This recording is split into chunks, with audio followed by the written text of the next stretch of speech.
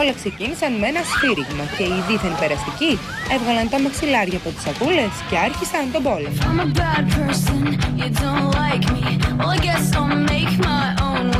Έλληνες και ξένοι φοιτητές ένωσαν την διάθεσή τους και με τον μαξιλαροπόλεμό τους τράβηξαν τα βλέμματα όσων βρέθηκαν στην πλατεία Συντάγματος. Το θέμα του flash mob είναι να γίνει κάτι ασυνήθιστο σε ένα δημόσιο χώρο για σύντομο χρονικό διάστημα, να εντυπωσιάσει τον κόσμο και αυτό μετά να τελειώσει και να φύγει ο καθένας να ακολουθήσει τον δρόμο του, δηλαδή σαν να μην έχει συμβεί τίποτα.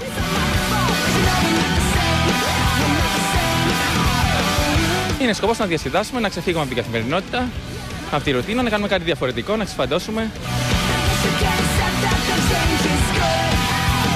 Το παιχνίδι με τα μαξιλάρια κράτησε 5 λεπτά και αμέσως μετά ο καθένας πήρε τον δρόμο του σαν να μην συνέβη τίποτα απολύτως. Βασικά το δεύτερο που κάνουμε, πέρσι είχαμε κάνει το freeze στην Ερμό που είχαμε παγώσει. Ο καιρός σήμερα λίγο μας τα χάλασε. Άκουσα από πολλούς δηλαδή ότι λόγω του καιρού δεν μπορούσαν να έρθουν. Αλλά τι να κάνουμε εμείς, όσοι ήταν εδώ το ευχαριστήθηκαν πάρα πολύ.